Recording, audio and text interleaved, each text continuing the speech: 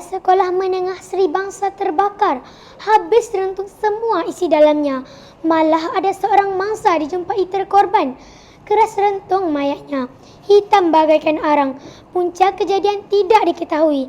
Jika anda meminati bahan bacaan berjudul seram dan penuh misteri, izinkan saya berbicara tentang sebuah buku yang berjudul Lolongan Tandas Sekolah, Dendam yang Terkunci. Sebelum itu, izinkan saya untuk memperkenalkan diri. Assalamualaikum warahmatullahi wabarakatuh. Nama diberi Tuan Nurdamia Idina binti Tuan Muhammad Masri. Berumur 12 tahun. Saya bersekolah di Sekolah Kebangsaan Cerating, Kuantan, Pahang. Kod sekolah saya ialah CBA 4007. Hobi saya ialah menulis diary dan membaca. Manakala cita-cita saya pula ingin menjadi seorang guru. Baiklah, saya akan membicarakan sebuah buku yang berjudul Lolongan Tandas Sekolah. Buku ini diterbitkan oleh Blink Book Sendirian Berhad pada tahun 2017 dan mempunyai 127 halaman bercetak serta mempunyai 10 bab. Penulis buku ini merupakan penulis yang terkenal di Malaysia, iaitu Ain Maisarah. Sebut sahaja nama Ain Maisarah, pasti para pembaca teringat CD-CD novel yang dihasilkan oleh beliau.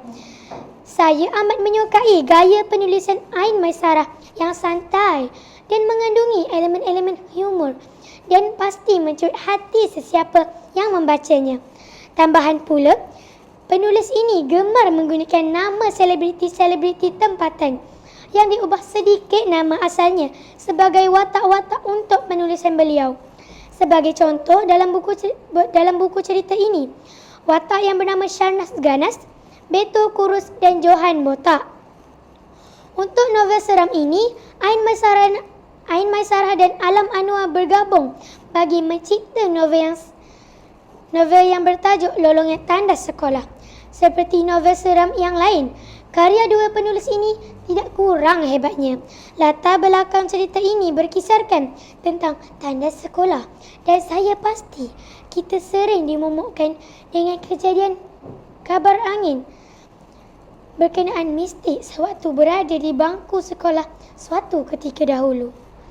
Buku ini menceritakan tentang kejadian buli yang dahsyat di sebuah sekolah menengah yang elit, iaitu Sekolah Menengah Kebangsaan Sri Bangsar. Ia dilakukan oleh 3 orang samsing sekolah yang dikenali sebagai Beto Kushairi, Kurus, Sharnas Ahmadi, Ganas dan Johan Asari, Botak. Kejadian buli ini menyebabkan Aira Zafri, seorang pengawas yang tidak bersalah, mati apabila dia terbakar hidup-hidup dalam insiden ini. Ekoran daripada kejadian ini, roh Aira sentiasa menghantui kehidupan 3 orang samsing di lokasi kematiannya. Gaya penulisan mereka berdua begitu santai dan bahasa yang digunakan juga sesuai untuk para pembaca yang masih bersekolah. Malah, jalan penceritaan novel ini juga menarik. Para pembaca pasti berasa suspense bersifat ingin tahu apa yang akan terjadi di pengakhiran novel ini. Walaupun begitu, para pembaca tidak perlu khawatir kerana di sebalik cerita ini, penulis masih sempat menyelipkan elemen kecindihan bagi mengurangkan perasaan takut para pembaca. Isu yang penting untuk diperhatikan adalah kes buli yang berlaku dalam kalangan pelajar sekolah rendah ataupun menengah.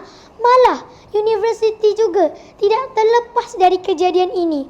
Elemen seram yang dimuatkan ini barangkali sebagai nilai tambah bagi menjadikan jalan penceritaan novel ini menarik dan dramatik. Pada pendapat saya, terdapat sedikit kekurangan di dalam buku ini. Antaranya ialah grafik yang sedikit dan tidak berwarna. Seharusnya ada lebih lagi gambar-gambar yang berwarna supaya pembaca seolah berada di dalam cerita ini. Akhir sekali, buku ini sangat mudah untuk difahami dan jalan ceritanya sungguh menarik. Oleh itu, saya menyeru kepada anda semua supaya dapatkan buku ini segera dengan harga yang berpatutan, RM10 sahaja. Demikian itu sahaja bicara buku daripada saya. Semoga berjumpa lagi. Assalamualaikum warahmatullahi wabarakatuh.